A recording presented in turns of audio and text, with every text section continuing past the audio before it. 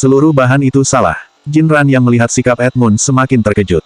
Tapi Jinran tidak terlalu peduli pada Qi Gui sebelumnya, dia hanya tahu bahwa Qi Gui sangat ahli, dan dia adalah seorang dokter yang sangat dihargai oleh kakeknya.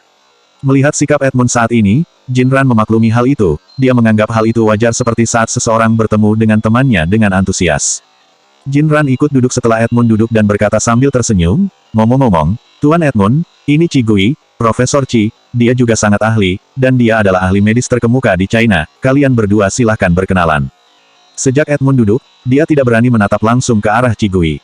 Mendengar kata-kata Jinran, dia dengan cepat melambaikan tangannya dan menjawab, tidak perlu berkenalan, lebih tepatnya aku malah harus meminta bimbingannya. Jinran tertegun sejenak, dan merasa bahwa Edmund terlalu tidak sopan, tetapi dia biasanya memang terlihat sangat arogan, sehingga Jinran tidak heran. Bagaimanapun, Qi Gui adalah kebanggaan Huaxia. Dia berkompromi dan berkata, ini mungkin impian 90% seorang ahli medis untuk dapat dibimbing langsung oleh Anda, Tuan Edmund. Edmund kembali berkata, maaf, saya ingin mengobrol dengan wanita ini sendirian, bolehkah saya meminta Anda meninggalkan kami sebentar? Jinran adalah nona dari keluarga Jin, kejadian seperti ini sungguh terasa canggung untuknya. Jinran sedikit tercengang. Sebagai gantinya, Qi Gui berdiri dan berkata dengan ringan, aku masih harus melakukan sesuatu. Aku harus pergi untuk menemui kakek Jin. Maksudnya, Qi Gui tidak ada waktu untuk mengobrol secara pribadi. Wajah Edmund sedikit berubah. Jinran menghela nafas lega dan berkata sambil tersenyum, kakek tertidur setelah menerima perawatan Tuan Edmund. Qi Gui mengangguk, kalau begitu aku akan kembali lagi lain hari. Setelah Qi Gui selesai berbicara, dia melirik Edmund dengan ringan dan berbalik untuk pergi. Edmund tiba-tiba duduk dengan tegak. Mobil Qi Gui sudah diparkir di depan pintu. Begitu Qi Gui masuk ke mobil, sebuah pesan muncul di WeChat. Edmund mengirim pesan untuk Qi Gui, Prof, saya benar-benar tidak tahu bahwa Anda yang merawat Tuan Jin sebelumnya. Kalau tidak, saya tidak akan pernah berani untuk ikut campur. Dan juga, wanita itu berbicara omong kosong, jangan pedulikan dia.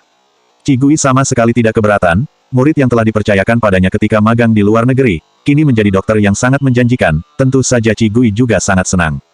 Qi Gui menjawab dengan tenang, jangan pikirkan itu, aku sama sekali tidak keberatan. Kau sangat hebat sekarang, wajar kalau dipuji orang lain. Edmund masih khawatir, lalu kenapa Anda pergi begitu saja?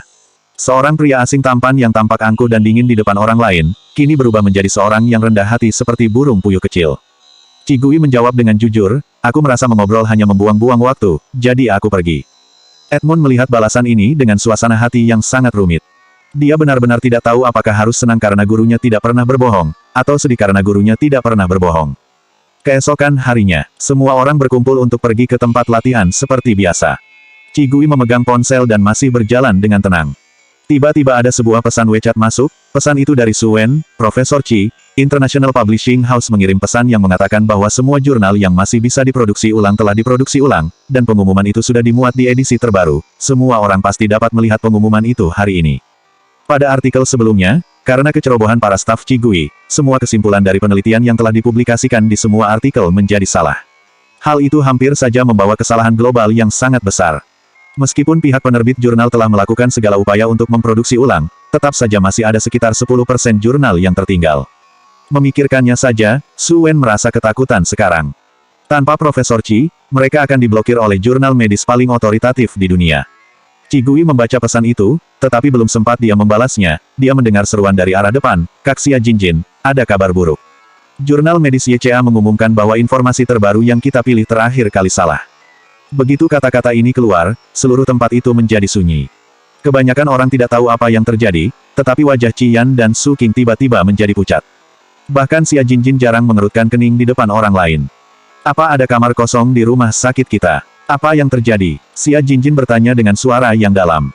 Seorang mahasiswa perempuan menunjukkan ponselnya ke Xia Jinjin, kakak, lihatlah.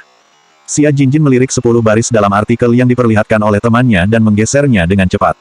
Dia terdiam beberapa saat, lalu menoleh dan berkata kepada dosen di universitas mereka, maaf, ada beberapa masalah dengan teori pertahanan yang dipilih oleh kelompok kami perlu untuk merevisi dan menyesuaikannya, jadi kami tidak akan pergi ke pusat latihan hari ini. Dosen Universitas Huaxia mengangguk dan setuju. Xia Jinjin menelepon dan segera, sebuah mobil hitam datang untuk menjemput mereka berempat. Di sisi lain, Qi Yan dan Su Qing sama-sama terlihat murung. Untuk orang seperti Xia Jinjin, jika topik yang dipilih tidak cukup bagus, dia bisa dengan mudah mengubahnya. Tapi jika itu terjadi pada mereka, mereka butuh banyak usaha untuk mempelajari topik itu secara menyeluruh baru menulis pertahanan teoretis yang bagus. Untuk membuat ini saja mereka membutuhkan 30 kali revisi. Sekarang ini semuanya sia-sia. Mata Kong Wen kosong, dia tidak tahu harus berpikir apa, dan bergumam, Qi Gui sudah memperingatkan kita waktu itu. Dia mengatakan, ada masalah dengan topik yang diberikan oleh Xia Jinjin. Kita seharusnya percaya padanya. Qi Yan mengerutkan bibirnya dan tidak mengatakan apa-apa. Su King melirik ke arah Qi Gui, dan matanya yang dingin sedikit berkedip. Kemudian, dia berjalan perlahan ke arah Qi Gui dan yang lainnya, sedikit menurunkan matanya, dan berkata kepada Sun Yanyan, kakek berkata padaku kemarin, kalau ada waktu kau bisa kembali ke rumah keluarga Su untuk makan bersama, bawa juga teman-temanmu bersamamu. Sun Yanyan tercengang. Dia sangat gugup sehingga dia tidak bisa berbicara. Sebelumnya, Sun Yanyan tidak pernah berpikir bahwa Su King mau berbicara dengan suara lembut dan tenang seperti itu padanya. Dia bahkan juga tidak pernah menyangka dia bisa diundang ke rumah keluarga Su. Bahkan, kakek Su sendiri yang mengatakannya. Perlu diketahui, sejak Su Haikang menikahi Yin Xiu Xiu dan melahirkan Su King, keluarga Su benar-benar meninggalkan dia dan ibunya. Bahkan ketika ada perayaan setiap tahunnya, dia dan ibunya malah dibawa pulang oleh pamannya. Sun Yanyan, apa kau mau pergi? Meskipun Chu Jia dan Yi Rui tidak mengetahui situasi keluarga Sun Yanyan dengan baik, mereka berdua merasa berada di kelas yang sama dengan Sun Yanyan. Biasanya, sikap Su King terhadap Sun Yanyan saja sudah bisa sedikit ditebak. Sun Yanyan mengerutkan bibirnya, dan dia tidak tahu apakah dia ingin pergi atau tidak. Bahkan, pada awalnya, dia sangat menantikan sikap kakeknya bisa berubah padanya. Dia ingin dibawa pulang ke rumah keluarga Su setiap tahunnya untuk bisa menikmati liburan di sana. Tapi setelah bertahun-tahun, harapan di hatinya telah lama digantikan oleh rasa keputusasaan. Namun, kenapa kakek Su tiba-tiba membiarkanku pergi ke rumah keluarga Su? Sun Yanyan sedikit bisa menebaknya. Pada akhirnya, Sun Yanyan menggelengkan kepalanya, tidak, kompetisi kita jauh lebih penting. Semua orang tidak mengatakan apapun. Mereka berempat akhirnya tetap pergi ke tempat latihan di sebelah mereka. Di bawah bimbingan seorang dosen dari tempat pelatihan tersebut, Sun Yanyan, Chu Jia, dan Yi Rui sekarang dapat mengoperasikan berbagai instrumen dan peralatan medis dengan terampil. Namun, di tengah sesi latihan, Sun Yanyan menjawab sebuah telepon, dan ketika dia kembali, matanya memerah. Ada apa? Chu Jia dan Yi Rui menatapnya dengan heran. Qi Gui juga mendongak dari ponselnya. Sun Yanyan menyeka air matanya, maaf, aku harus pergi ke Profesor Liu untuk meminta izin. Kondisi ibuku tiba-tiba kritis, dan rumah sakit Kotanan belum punya peralatan medis yang cukup. Jadi pamanku mengirim ibuku ke rumah sakit di Beijing. Setelah dia selesai berbicara, dia bergegas keluar. Chu Jia mengerutkan kening dan melihat ke arah punggung Sun Yanyan yang berlari pergi, rumah sakit di Beijing sepertinya selalu penuh. Apa ibunya bisa dapat kamar saat datang nanti? Yi Rui menggelengkan kepalanya, dia juga khawatir. Seperti yang kita semua tahu, bahwa rumah sakit di Beijing adalah rumah sakit yang memiliki peringkat tertinggi di China dalam hal lingkungan dan tingkat medis. Siapapun yang memiliki sedikit uang dari seluruh negeri akan datang ke Beijing untuk berobat. Akibatnya, hampir setiap rumah sakit di sana selalu penuh. Qi Gui tidak berbicara, dia masuk ke aplikasi WeChat, mengklik seseorang dengan foto profil gerbang rumah sakit yang megah di WeChat-nya dan mengetik sesuatu, apakah ada kamar kosong di rumah sakit kita? Kau bisa datang menemuiku. Orang yang dikirimi pesan WeChat oleh Qi Gui sepertinya sedang sibuk, segera setelah rapat selesai, dia menjawab pesan dari Qi Gui. Sudah penuh. Tapi kalau kau ingin memasukkan seseorang, aku akan mengatur agar pasien yang sudah pulih untuk dipulangkan lebih awal. Qi Gui menjawab, tidak perlu. Aku akan bertanya pada orang lain. Pria di seberang telepon jelas menyadari kemampuan Qi Gui sehingga dia tidak mengatakan apa-apa lagi. Sun Yanyan dan Profesor Liu meminta izin, dan ketika mereka bergegas ke pintu rumah sakit, mereka melihat paman dan bibi Sun Yanyan berjalan dengan tergesa-gesa ke depan pintu. Ada apa? Sun Yanyan bergegas mendekat. Kamar di rumah sakit penuh, dan ibumu sama sekali tidak bisa dirawat di rumah sakit ini. Pamannya menghela nafas dengan cemas dan melanjutkan, Xia Ling masih terbaring di dalam mobil. Nama keluarga ibu Sun Yanyan adalah Xia, dan nama tunggalnya adalah Ling.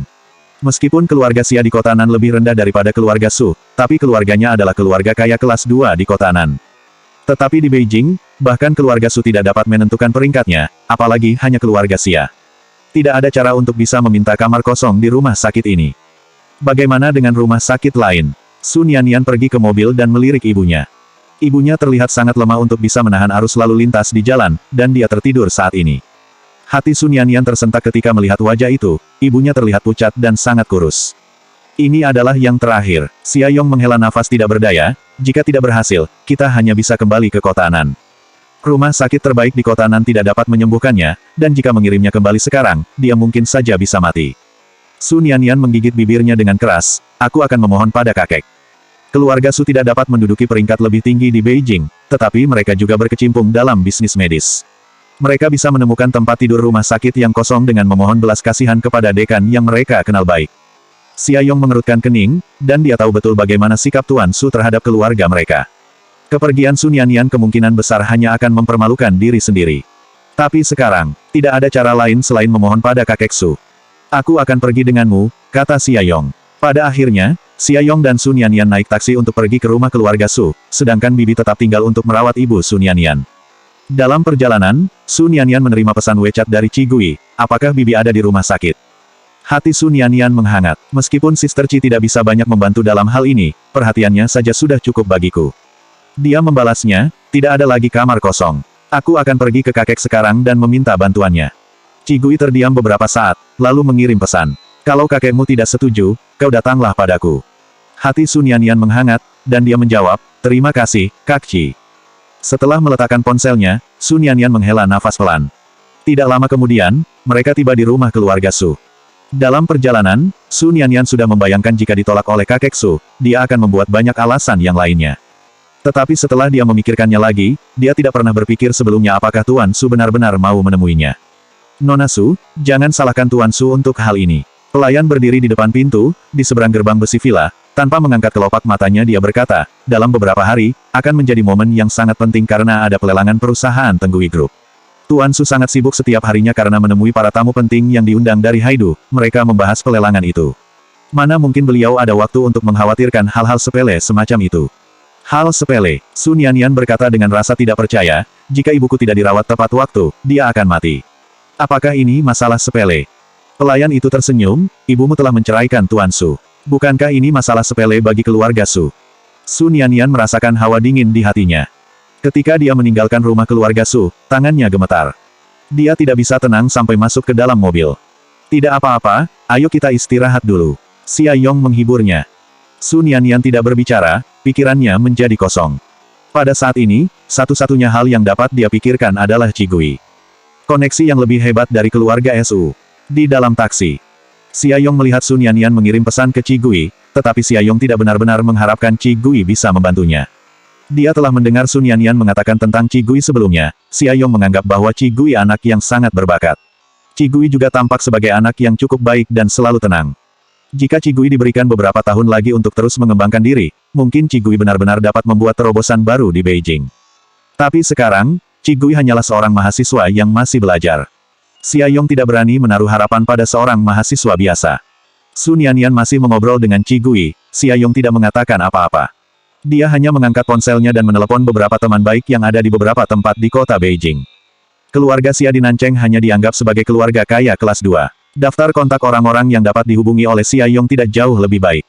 Semua orang yang dapat ditemukan di daftar kontaknya telah dia dihubungi. Namun orang-orang itu, entah mereka benar-benar tidak dapat membantunya, atau mereka yang baru mendengarnya membuat alasan untuk menolak. Pada akhirnya, seseorang yang pernah dibantu oleh Xia Yong mengatakan yang sebenarnya, saudaraku, aku tidak mau menyembunyikan ini darimu, bukan karena aku tidak ingin membantumu, hal ini benar-benar perintah keluarga Su, dia tidak mengizinkan siapapun untuk membantumu. Tidak ada rumah sakit yang diizinkan untuk membawa kalian masuk. Aku hanya orang kecil di Beijing, aku benar-benar tidak bisa menentang keluarga Su. Pria itu berhenti sejenak, kecuali kau dapat menemukan koneksi yang lebih kuat daripada keluarga Su, jika tidak. Xia Yong tidak bisa mendengarkan apa yang dia katakan selanjutnya. Dia mengucapkan terima kasih kepada orang itu, menutup telepon dengan perasaan marah, dan meremas ponselnya begitu keras dengan jemari-jemarinya. Keluarga Su memang bukan manusia. Xia Yong tidak bisa menahan diri untuk tidak mengutuk. Sun Yanyan tidak mendengar apa yang dikatakan orang di seberang telepon, tetapi melihat wajah Xia Yong, dia tahu itu jelas bukan hal yang baik. Sun Yanyan mengerutkan bibirnya dan berkata dengan suara yang dalam, Paman, Kakak Qi berkata dia akan membantu kita menemukan rumah sakit, ayo kita pergi menemuinya. Ketika Sun Yanyan mengatakan ini, Sun Yanyan juga sangat gugup, lagi pula, sangat sulit menemukan rumah sakit di Beijing, dia baru saja merasakannya secara langsung. Tetapi dia juga merasa bahwa Qi Gui bukanlah tipe orang yang hanya bicara besar. Xia Yong melirik Sun Yanyan, setelah beberapa saat, dia menghela napas dalam-dalam dan tidak mengatakan apa-apa, ayo pergi dan lihat dulu. Xia Yong benar-benar putus asa di dalam hatinya. Lagi pula, kakek Su telah memberikan perintah seperti itu, rumah sakit mana yang akan menerimanya. Bahkan jika ada rumah sakit yang tidak takut pada kakek Su, itu bukanlah sesuatu yang bisa dijangkau oleh koneksi mereka. Sun Yanyan memegang ponselnya dan melihat wajah Xia Yong. Sun Yanyan seakan tahu apa yang dipikirkan oleh Xia Yong, lalu dia mengerutkan bibirnya dan berkata, "Paman, aku tidak pernah berpikir Sister Chi akan berbohong. Mungkin, keajaiban benar-benar terjadi." Xia Yong tersenyum pahit. "Aku harap begitu. Bibi sudah memesan kamar di hotel dekat rumah sakit, dan telah merawat ibumu dengan baik." Ketika Sun Yanyan dan Xia Yong bergegas ke hotel, mereka melihat ada dua orang yang masih muda, seorang pria dan seorang wanita. Mereka berdiri di depan meja lobi hotel. Ketika mereka melihat Sun Yanyan dan Xia Yong, mereka segera menyapanya dan tersenyum. Pria muda itu tersenyum dan mengulurkan tangannya, "Halo. Apakah Anda Tuan Xia dan Nona Su yang dikatakan Kak Chi? Saya Suen, rekan Kak Chi. Ini Siang Nuan, rekan Kak Chi juga." Sun Yanyan dan Xia Yong sedikit tercengang, mereka tidak bereaksi, dan mereka tidak berkata apa-apa. Su Wen juga tidak peduli, dia secara alami menarik tangannya kembali dan langsung mengatakan tujuan kedatangan mereka ke sana, rumah sakitnya cukup jauh dari sini. Kak Chi meminta kami untuk mengantarmu ke sana, sehingga ada seseorang yang merawat dalam perjalanan. Siapa kalian? Xia Yong memandang mereka berdua dengan curiga. Mana mungkin mereka masih sangat muda. Su Wen tidak berbicara omong kosong, dia langsung mengeluarkan ponselnya dan menunjukkan dua pesan yang ditinggalkan Chi Gui padanya di WeChat. Pesan Chi Gui selalu singkat, dan pesan yang dikirim seperti perintah. "Ibu temanku akan pergi ke rumah sakit, kau dan Siang Nuan akan membawa mereka ke Furun Sanatorium, dan merawatnya di rumah sakit." Sun Yanyan terbiasa dengan cara bicara Chi Gui, sehingga dia tidak merasakan apapun. Xia Yong sedikit bingung. Nada ini, bagaimana bisa, ini sedikit seperti seorang pemimpin yang menjelaskan sesuatu kepada bawahannya. Kak Chi punya banyak hal yang tidak bisa dipahami. Waktu yang sangat mendesak, Xia Yong tidak terlalu memikirkannya, dan membawa Su Wen dan Sun Yanyan ke kamar yang telah dipesan oleh bibinya di hotel. Melihat dua anak muda yang tidak dikenal, Bibi Sun Yanyan sedikit terkejut, mereka ini. "Halo, kami adalah dokter." Su Wen menjelaskan sambil tersenyum, lalu memasuki ruangan bersama Siang Nuan dan mereka langsung memandang Ibu Sun Yanyan di ranjang. Ketika dia melihat wajah Ibu Su yang pucat dengan bibir yang sedikit ungu, Su Wen mengerutkan kening, "Belum terlambat, ayo pergi sekarang." "Baiklah." Xia Yong melangkah maju dan siap membantu mengangkat Ibu Su. Su Wen menghentikannya, "Biar kami saja." Setelah selesai bicara, Su Wen dan Siang Nuan berkumpul di ruangan itu, lalu dengan cepat membuat tandu sederhana. Xia Yong, Sun Yanyan, dan bibinya berdiri di dekat pintu, mereka tercengang ketika melihat bagaimana kedua anak muda itu mengangkat Ibu Su ke tandu. Mereka mengangkat Ibu Su dengan cara yang sangat istimewa dan profesional. Setelah selesai mereka semua berjalan menuju pintu. Ketiganya segera ikut pergi. Xia Yong pergi duluan untuk membuka lift. Mereka semua turun ke bawah dan di sana sudah ada mobil Land Rover warna hitam yang terparkir di lobi hotel. Ketika pengemudi melihat mereka keluar dari lobi, dia melangkah maju dengan sangat terlatih dan membantu mengangkat tandu ke kursi belakang. Baris kursi di belakang telah dilipat sehingga cukup untuk satu orang berbaring. Seluruh prosesnya sangat teratur, dan tidak ada satupun dari mereka bertiga yang melihat proses itu tidak tercengang. Kepanikan serta kecemasan yang mereka bayangkan sebelumnya tidak muncul sama sekali. Setelah semua orang masuk ke mobil, supir segera menyalakan mobil dan pergi. Su Wen duduk di samping, memandangi wajah tiga orang di belakang dan tersenyum menghibur, "Jangan khawatir. Saya baru saja melihat sepintas kondisi Bibi, meskipun tampak menakutkan, tetapi sebenarnya tidak seserius itu." Dia mengatakannya dengan mudah, tetapi Sun Yanyan dan Xia Yong tidak begitu optimis. Ibu Su telah menderita penyakit otak selama 5 atau 6 tahun. Rumah sakit kota Nan juga telah mengundang para ahli dari Beijing untuk datang menemui Ibu Sun Yanyan dan kesimpulan para ahli sebelumnya mengatakan bahwa mereka hanya dapat berusaha untuk terus membantu Ibu Su tetap bertahan tanpa kerusakan tubuh lebih lanjut, namun penyakitnya tidak dapat disembuhkan. Namun, Sun Yanyan merasa Su Wen cukup baik karena mau menghiburnya. Sun Yanyan tersenyum sambil berkata, "Terima kasih, aku merasa jauh lebih baik." Su Wen mendengar maksud kata-kata Sun Yanyan, dia hanya tersenyum dan tidak mengatakan apa-apa.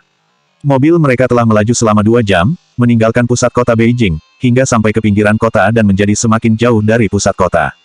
Xia Yong melihat pemandangan di luar jendela, ada sedikit keraguan muncul di dalam hatinya. Sejauh yang aku tahu, semua rumah sakit bagus di Beijing ada di pusat kota, dan sekarang mereka ada di pinggiran kota, apakah mereka benar-benar ingin membawanya ke rumah sakit swasta yang kecil? Dia mendengar, banyak rumah sakit universitas swasta yang memiliki kerjasama dengan para mahasiswa kedokteran, dan mungkin ada komisi yang diberikan jika mereka berhasil membawa pasien. Memikirkan hal ini, Xia Yong diam-diam menjadi lebih waspada. Setelah berjalan sekitar setengah jam, pemandangan di depan menjadi tampak semakin jelas. Di kaki gunung yang indah, sanatorium dengan lingkungan yang tenang dan indah secara perlahan muncul di pandangan semua orang. Mobil berhenti perlahan di depan sanatorium itu. Su Wen turun dari mobil dan melewati pemeriksaan untuk masuk ke dalam. Xia Yong melihat ke sanatorium melalui jendela mobil. Dia hanya melihat di depan gerbangnya saja, bahkan dia tidak bisa melihatnya dengan jelas, tetapi dia sudah bisa merasakan bahwa lingkungan di halaman sangat bagus, nyaman dan menyenangkan. Bahkan dia samar-samar bisa melihat banyak tanaman mahal seperti tanaman bonsai hias, yang harganya masih mahal di pasaran. Ada batu di depan pintu masuk, yang bertuliskan karakter, Furun Sanatorium, yang diukir dengan naga terbang dan burung phoenix menari. Xia Yong juga seorang pengusaha dan telah bekerja sama dengan beberapa real estate. Setelah dia melihat pemandangan di halaman sanatorium itu, dia langsung tahu bahwa sanatorium ini menghabiskan banyak uang, setidaknya lebih dari 100 juta yuan. Biasanya hanya rumah sakit swasta yang menghabiskan begitu banyak uang untuk menciptakan lingkungan yang nyaman untuk menarik para pasien kaya. Semakin Xia Yong melihat sanatorium itu, semakin dia merasa ini seperti rumah sakit swasta, sehingga dia merasa semakin tidak nyaman. Melihat ada kesempatan saat Su Wen dan Xiang Nuan turun dari mobil, Xia Yong berbisik kepada Su Nianian, "Nianian, apakah temanmu benar-benar bisa diandalkan? Apa hubungannya dengan rumah sakit ini?" Pandangan Su Nianian tidak pernah meninggalkan ibunya yang berbaring di atas tandu. Mendengar pertanyaan pamannya itu, dia menggelengkan kepala dan berkata bahwa dia juga tidak tahu, Kak Qi memiliki banyak hal yang tidak dapat kita pahami. Xia Yong menghela nafas diam-diam dan semakin meningkatkan kewaspadaannya. Tidak lama kemudian, Su Wen dan Xiang Nuan kembali ke mobil, dan mobil melaju ke dalam sanatorium. Selanjutnya bab 186 semakin membuat terkejut.